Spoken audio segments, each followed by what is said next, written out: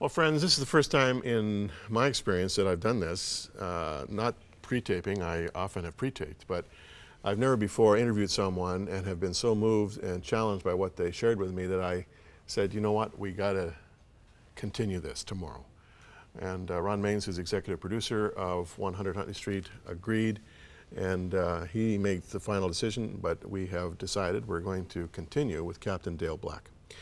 He is the author of this book, Flight to Heaven, a plane crash, a lone survivor, a journey to heaven and back. For 40 years he has been a commercial pilot, flew for many years for a major commercial airline. He's flown everything from 747s to Cessnas, everything in between. A lot of time spent in Lear jets. 50 countries he's flown to on missionary journeys. He's a man with a remarkable pedigree. But as you heard yesterday, at age 19 he survived a plane crash that killed the other two men in the cockpit. And he was set on years of recovery. And those of you who've had soft tissue injuries, let alone skeletal injuries, know just how long that recovery can be. Not only brain trauma, losing memory, regaining memory over time, but it became clearer and clearer to him about an experience he had when he was purportedly dead. Welcome back, Captain Black. Pleasure to have you with us. Thank you, Jim. Now, the thing about it is, in your book, chapters 14 and 15, you describe this flight to heaven, as you call it. Yesterday you talked about how even at the crash site, or I should say in the ambulance on your way to the hospital, you had the sense of being separate from your body and watching it happen as you and one of the other pilots were being taken to the hospital in that ambulance.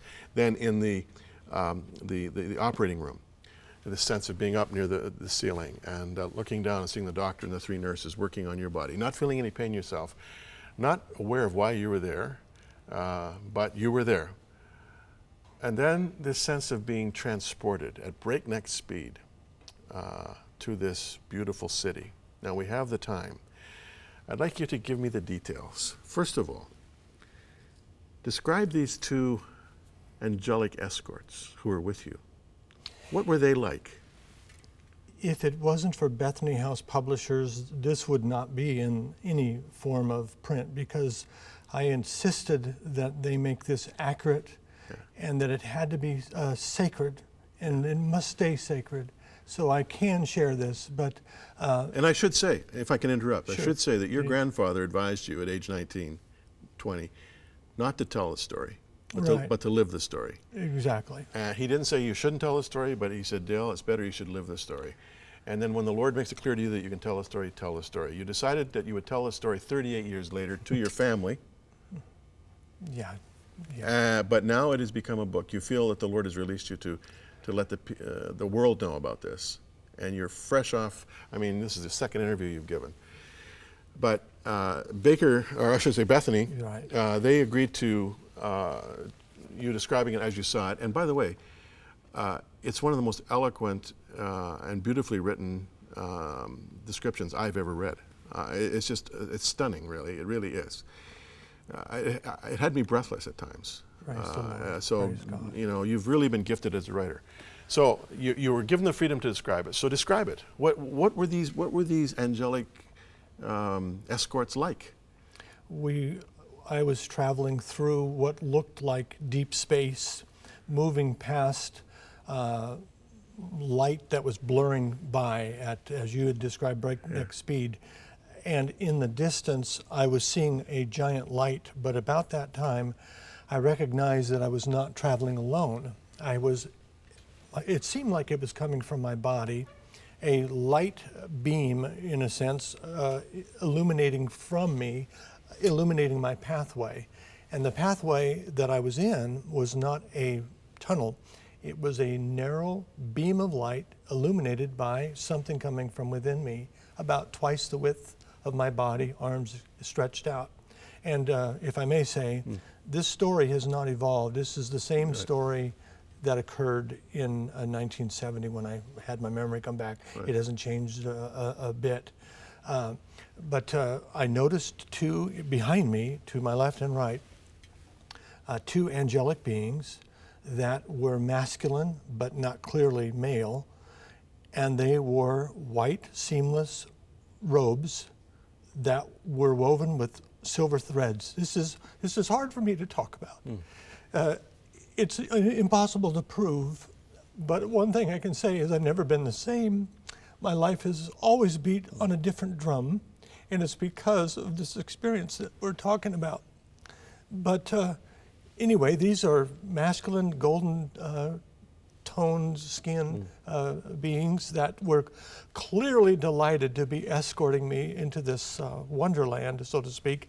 Their hair was almost white, or it was the light coming from the heaven or where God was. And I didn't even have to look behind me to see them.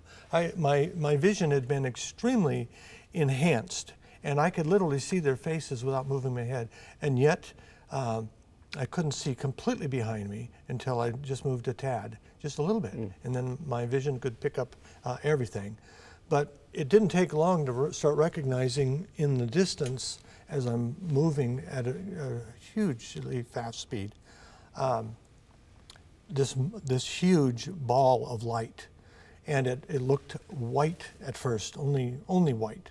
But I was moving to it, and it's getting closer and closer and bigger and bigger. And I've had a few years to fool around with the computer, trying to duplicate that light that I saw. And one day, I did see it. I went, I was looking for it, but I went to this YouTube you were talking about earlier, and I typed in Tsar bomb, T-S-A-R bomb, and I pushed that little button, and I just wept when I saw it. But the first millisecond after the bomb detonates, there's this bright light, but there's no sound, there's no mushroom cloud. In fact, it's before there's even any destruction. This is like a hydrogen bomb? A hydrogen bomb. Right. This was the biggest bomb ever detonated on Earth. Right. I think it was 50 megaton. But I saw that and froze it, and I thought, okay. That's it. Wow, that's as close to being able to describe it as possible. So anyway, I saw that, but the light was not painful to look at. It should have been, because it was brighter than the sun. But something had changed in my eyes, or something had changed in the light. But I could look at this, and all it did was invite me in, and it was warm and inviting. And everything started changing, but I could see in front of this light, where it went upward and outward in every direction, millions upon millions of people and angelic beings worshiping and praising God. But this wasn't like they had to. It wasn't like they were required to fulfill some duty. This was an expression of who they were and what they were created to be. You know, we see this in rock concerts. Yeah. You know, these people, you know, that's just, in some cases, it's, you know, on earth we have this natural desire, I believe, that was made in the beginning when we were created by God and in His image to worship Him. And it's an expression of who we really are. If we can worship the one true God, and there is only one true God, and there's only one way to that God, and thank God it is through Jesus Christ. But I saw this worshiping going on, the music and the light, and this was happening all pretty quick. But my eye was able to move from that sea or ocean of people, and I'm hearing all the music, seeing all the colors. And Jim, I don't know, this is only the second time I've had a public conversation like this, but I don't know how to describe color to someone who's been blind since birth. You know, how would I describe red to that person or blue? I don't know.